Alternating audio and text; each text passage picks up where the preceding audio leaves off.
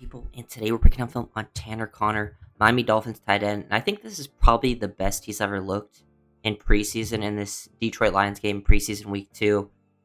Looked comfortable, definitely looks fast, played with some toughness as well. Not gonna give you much as a blocker, but like he was reliable underneath, got some yak. I actually do think, we're going into the year 4. We always talk about the Tanner Connor experiment, and if it's ever gonna pay its dividends. I don't think he's gonna have like a breakout year or anything. I think his chances of making the team are very high, just like with the Darren Waller thing. He still hasn't practiced. Connor's been running with the ones. He was only playing in the first half of these games. Alec Ingold's injured, and he's giving like Alec Ingold reps out there. I do think Connor has a good chance of making the team, and I think this is his best chance ever to get actual opportunities. So I would not be surprised if he actually puts up some kind of numbers this year for Miami, because in the past he's never had any real opportunities. Like last year, he probably would have had some opportunities if like Jonnu missed time because he was Jonnu's backup, but Jonnu didn't really miss time, and he's more like can fit into like what Jonnu would do, like these underneath plays. Like his speed could actually be a real weapon on these play action boots to the flat, and he can also be like a vertical stretcher from the tight end spot. Dolphins haven't really had it. Like Waller is more of a vertical stretcher, but he's not as straight line speed anymore than what Connor has. And I think Waller will make more plays down the field. But I think you can get more action like in yak from Connor, because you can see like underneath here, just getting out to the flat. Very impressed with this stuff because he's flying across the field. Like he says, he does a good job dipping the shoulder to dip, like being rerouted. He's able to get to these spots super fast. It puts this like edge defender who has to pick to get after the QB or get to the tight end and puts him in a real big bind. He can stretch the field horizontally, vertically. This is a tough, like not actually an easy catch. Like Zach kind of overfloats him. He's putting him in a position where he thinks like he could get hit if one of these guys is closer. But he catches it, hangs onto it, regains, and he's able to bounce off too, showing some pretty good contact balance and play strength there. Takes another guy to come and, at least knock him out of bounds. I think that's the most comfortable I've seen Connor look through contact, because he didn't get too many opportunities in like the other preseason games. I actually do think like like I really am thinking about it. Like, yeah, he's probably gonna get opportunities this year because Waller's a big question mark as of now, and him and Waller are pretty different as tight ends. And like Julian Hill and Pharaoh Brown, they're not gonna get fed the ball very much. They're gonna be on the field, but they're not gonna really get these opportunities. Like, looked comfortable running the stick. Like, think last year when Jonnu got these types of reps, like the quick throws to the flat, and then also just like those throws in between 5 to 10 yards, the quick little stick routes, and Jonnu would turn them upfield. Like Waller will get those too if he does end up playing, but I wouldn't be surprised if Connor actually like finds more success because he does have a little more explosiveness after the catch. And he looks comfortable here. He was on the same page with Zach Wilson. He showed pretty reliable hands in these situations too. I think we'll get to that one play later where he could have potentially hung on to it, but I think that's where you maybe lose some of Connor's value. But just constant, get the ball quickly on sticks, quick out routes. He was making catches with his hands, looking comfortable, dragging 2 feet. Like, I actually think there's some potential there to make some plays as a receiver. Don't think he's ever going to truly break out and be some like stud tight end or anything.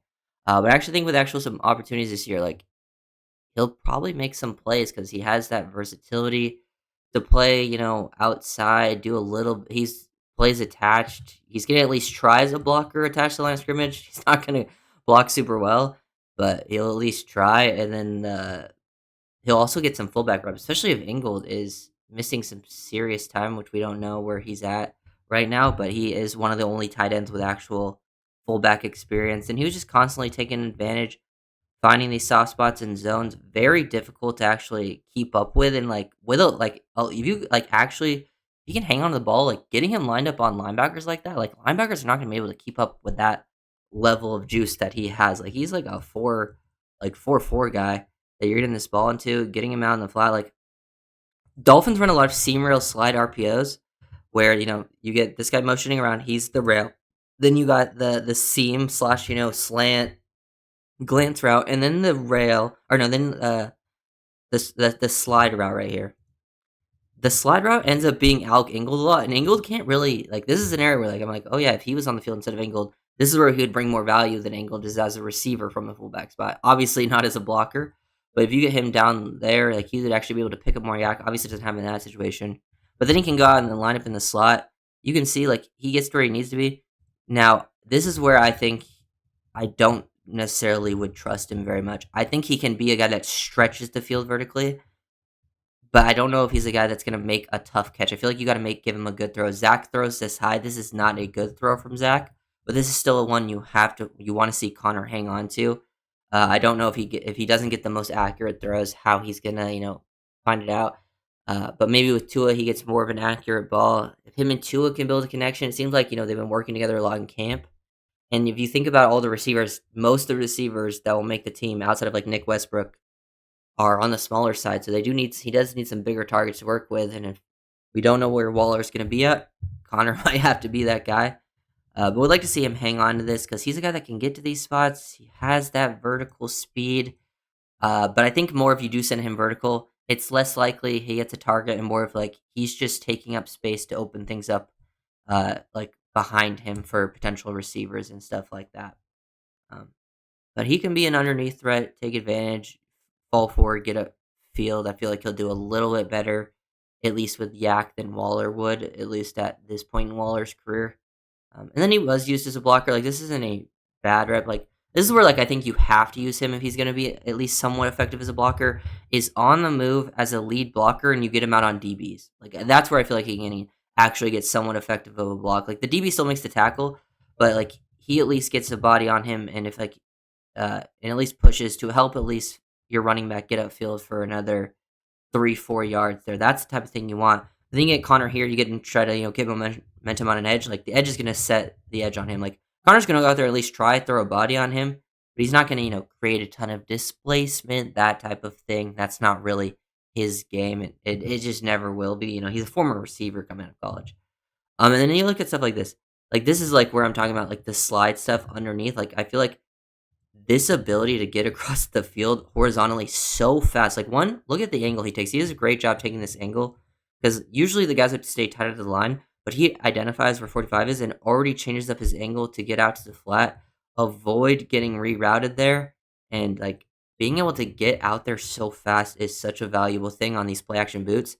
And it could be somewhere like I could see him scoring touchdowns on this play down in the red zone. Zach obviously misses him, but this is a play like I could see him having just some walk-in touchdowns because, the Dolphins are so good at, with their speed in a lot of situations, having a tight end that's maybe unaccounted for in these spots to work around and like putting this guy in the bind of like, oh God, I got to make a decision, get after the QB or get after this tight end, and I'm not in a position to actually turn and run with this guy. So uh, then unfortunately Zach doesn't make a good throw there. But I was like, yeah, there's actually some value to like, look how fast Connor is moving for a tight end. Like, hopefully they can find at least a role for him. I don't think he's ever going to be like a starter or like some crazy player, but I do feel like there's a potential role for him in this offense this season. I think it's the best chance of ever having one, especially with how last year played out. And I think not really having anyone set in to fill a Jonnu role. I think, Waller, if he does play, would do some of the stuff Jonnu did,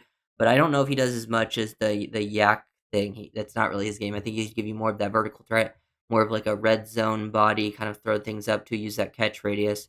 Um, but I think Connor's speed could be actually pretty helpful at the tight end spot in a few different ways. Even if he's not getting the ball, I think there's ways for him to stretch the field horizontally or vertically that would at least create extra room at different parts of the field depending on which concepts they're running for the offense. So I think I'm starting to see like, yeah, this is probably Connor's best chance, his last chance as well. But I do think this is far and away his best chance of actually getting some work because last year was really the first team Connor actually made the team and stuck on the roster the whole year.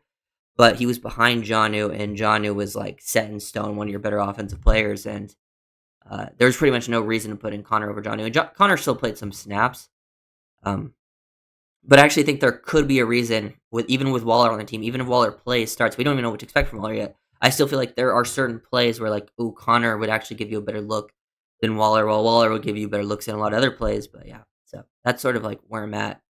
The tight end group is so bad that I'm trying to give Connor some looks this year. That's how I'm feeling about it because I actually think Connor's been your best tight end so far in preseason. The other guys haven't given, and they're kind of playing different spots to be honest. But Connor's at least playing some in line, while Hill and Farrell Brown are not going to really play much outside, or at least they're not going to give you much, even if they are lined out there as like actual receivers. While Connor could at least give you a little something. So If you guys enjoyed the video, make sure to like, comment, and subscribe.